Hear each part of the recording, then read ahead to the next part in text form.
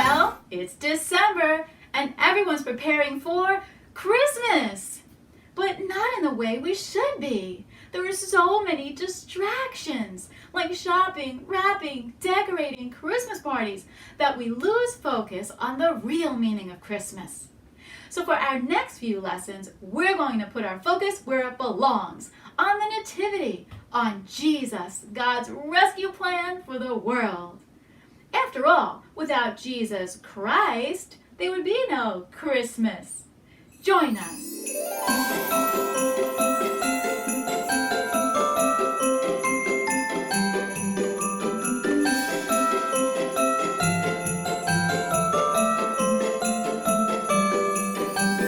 So what is a nativity?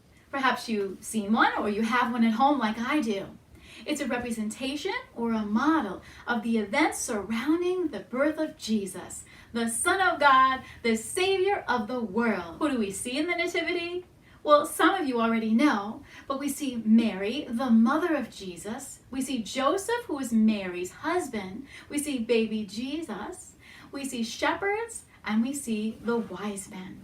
But today, we'll start with an empty stable. Each week we'll add some pieces so we can keep our focus where it really belongs, on Jesus, the real reason we celebrate Christmas in December as well as every day of our lives. We'll also reflect on some of the events surrounding Jesus' birth.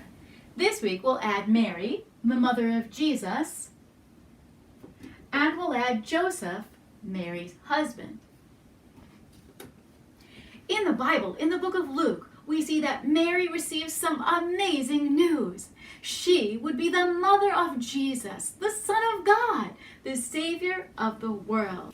Since the days of Adam and Eve, when sin first entered the world, people have been waiting for this very time when God would send the Savior, Jesus, to come and save them from their sins. Living in the town of Nazareth, in the region of Galilee, was a young woman named Mary. She was engaged to a local man called Joseph, a descendant of King David. One day, God sent the angel Gabriel to visit Mary. "Greetings, you who are highly favored," he said. "The Lord is with you." Mary was greatly troubled at his words, but the angel said, "Do not be afraid, Mary. You have found favor with God. You will be with child and give birth to a son, and you are to give him the name Jesus. He will be great and will be called the Son of the Most High." "How will this be?" Mary asked the angel, "since I am a virgin?" The angel answered, "The Holy Spirit will come upon you, and the power of the Most High will overshadow you. So the Holy One to be born will be called the Son of God."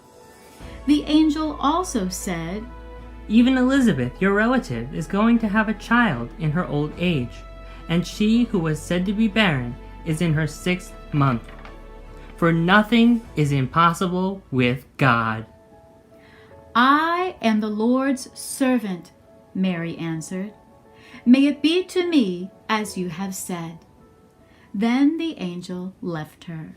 What amazing news the angel gave Mary! She was to be the mother of Jesus, our Savior, and God himself would be Jesus' father. What a miracle! Thus, Jesus would come to earth and be fully human, but he would also be fully God.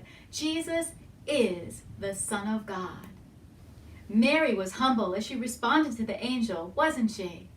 She trusted God and she obeyed him fully.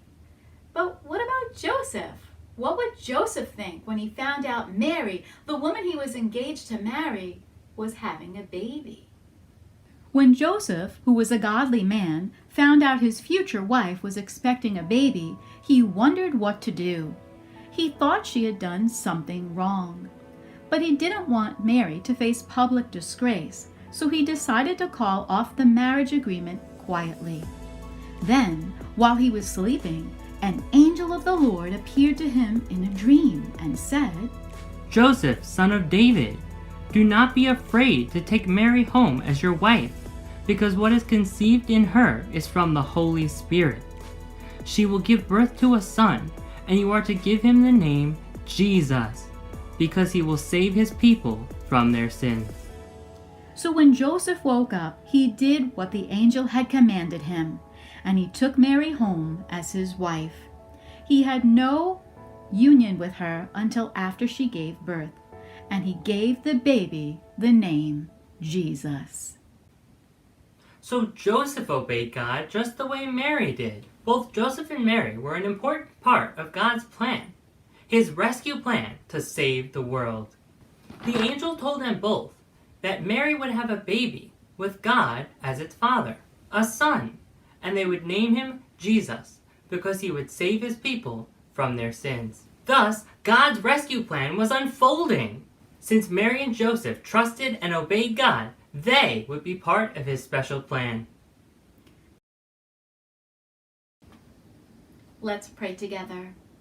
God, please help us over the next few weeks to focus where we ought to focus, on the real meaning of Christmas, the birth of your Son, Jesus. Help us, God, to look for the Nativity, to look for Jesus, and not be distracted by all the worldly things around us. In Jesus' name we pray. Amen. So this Christmas, don't let yourself be distracted by the presents, the decorations, or even the Christmas cookies. Ooh, yum. Cast it all aside.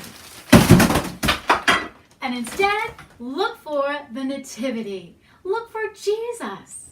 Look for the Nativity as you're driving in the car, Visiting somebody's home, opening a Christmas card. or even in a store. Remember to keep your focus where it belongs, on Jesus, the real meaning of Christmas. God's rescue plan for the world.